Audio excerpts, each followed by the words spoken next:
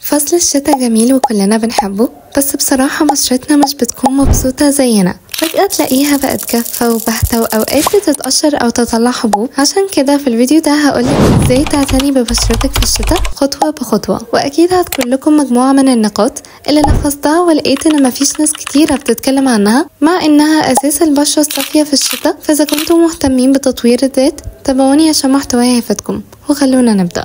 في البداية خلينا اشرحلك ايه سبب دمار البشرة في أغلبية البنات تحديدا في الشتاء. فقبل ما نقول الخطوات اللي هتوصلك للبشرة الصافية لازم نذكر الأسباب وناخد بالأسباب. أول حاجة معانا قلة الرطوبة والمياه الساخنة.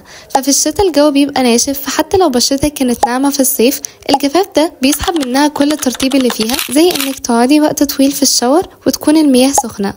هنا بتعمل ضرر للبشرة وبتأثر سلبي عليها. طب ايه الحل؟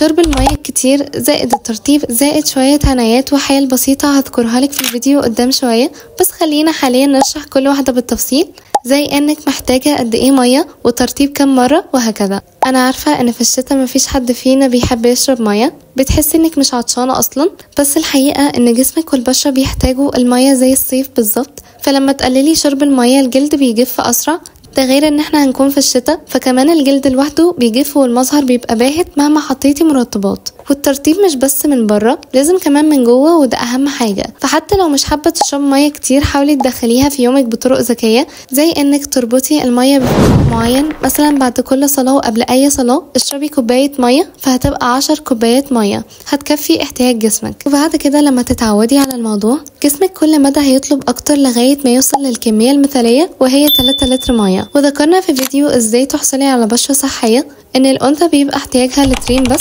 اما الذكر بيبقى 3 لتر. فضروري جدا تدخلي شرب المية عشان ده اساسي لكل بشرة صحية. فلو هنلخص الجزئية دي هنقول اول حاجة اشربي 2 لتر مية في اليوم لو انثى و3 لتر لو ذكر. تاني نقطة، لو مش بتحبي تشربي مية او مش بتعطشي اربطيها بفعل معين، مثلا تحملي برنامج يفكرك او قبل كل صلاة وبعد كل صلاة تشربي كوباية مية او كل ساعة وهكذا. وقبل ما اقولك ازاي ترطبي بشرتك صح، في نقطة مهمة جدا لازم نرجع ونتكلم عنها الاول، وهي الغسول. كتير بيغسلوا وشهم بنفس الغسول طول السنة، بس في الشتاء ده اكبر غلط ممكن تعمليه، لان اغلب الغسولات بتكون فيها مواد تنظف بزيادة، وده بيشيل الزيوت الطبيعية اللي بتبقى في بشرتك. انا عن نفسي مش بغسل وشي بالغسول الصبح، بكتفي ان انا اغسله بمية باردة او فترة عشان استفاد من الزيوت الطبيعية، بعد كده بنشفه طبيعي جدا. وهنيجي لنقطة التنشيف قدام شوية.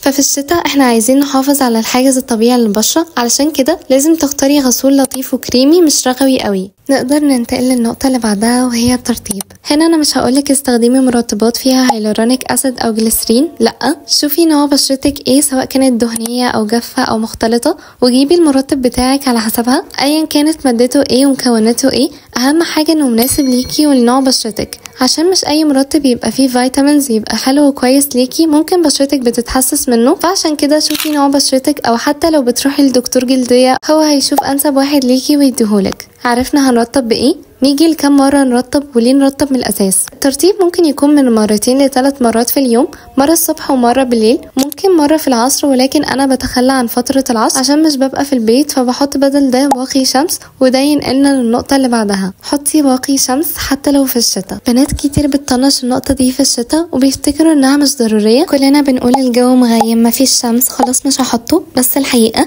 ان الأشعة الفوق بنفسجية مش بتختفي في الشتاء. وباختصار الأشعة الفوق بنفسجية بتبقى مسؤولة عن التصبغات اللي بتيجي بسبب الشمس وبتسبب البهتان. اي نعم نسبة الأشعة بتبقى أقل في الشتاء، ولكن مع ذلك بتأثر في الأول وفي الأخير. فلو هنلخص الجزئية دي هنقول أول حاجة رطبي بشرتك من 2 أو 3 في اليوم بمرطب على حسب نوع بشرتك مش على حسب كلام الناس، ويكون مناسب ليكي أهم حاجة. تاني حاجة حطي سان سكرين أو واقي شمس كمان على حسب بشرتك حتى لو في الشتاء، وجدديه كل ساعتين. رابع نقطة معانا العناية بالشفاه واليدين.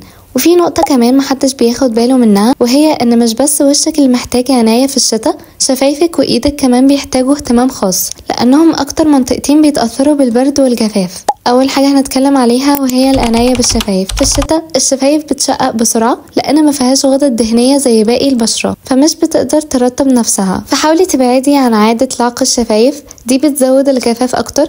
تاني حاجة استخدمي بلسم شفايف طبيعي فيه مكونات زي فازلين او زيت اللوز او زبدة الشيا او اي مرطب للشفايف عندك. ولو بتحبي الحلول الطبيعية ممكن قبل النوم تحطي نقطة عسل او زيت جوز الهند او زيت زيتون او حتى الفازلين، حطيه بكميات كبيرة وتسيبيه طول الليل، هتصحي تاني يوم تلاقيه شفايفك ناعمة جدا. تاني بوينت، العناية بالكفين او اليدين.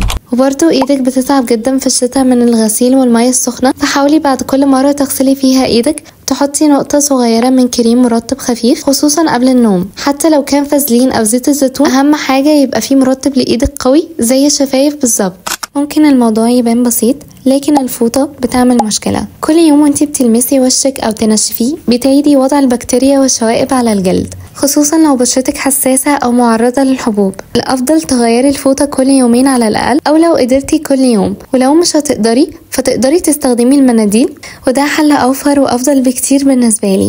الجمال مش بس بالكريمات، الاكل اللي بتاكليه بيظهر على وشك. الخضار والفواكه فيها فيتامينز ومضادات اكسدة بتساعد الجلد يتجدد اكتر ويبقى مشرق. والمكسرات خصوصا اللوز والجوز فيها احماض دهنية مفيدة بترطب الجلد من جوه. برضو اهتمي بالاكل اللي فيه اوميجا 3 زي السمك والسلمون او بذور الشيا، وحاولي تقللي السكريات المصنعة لانها ممكن تزود الالتهابات وتخلي البشرة باهتة اكتر. حتى شرب الشاي العشبي او شوربة خضار بيفرق في الشتاء، واتكلمنا في النقطة دي بالتفصيل في فيديو البشرة الصحية عن تأثير الاكل الصحي او الهيلثي فود على البشرة. ولو حابة تعرفي ازاي تخلقي طبق صحي اتكلمنا في الموضوع ده عن فيديو حرق الدهون، فلو حبيتي تتفرجي عليه هحطلك الرابط في الوصف.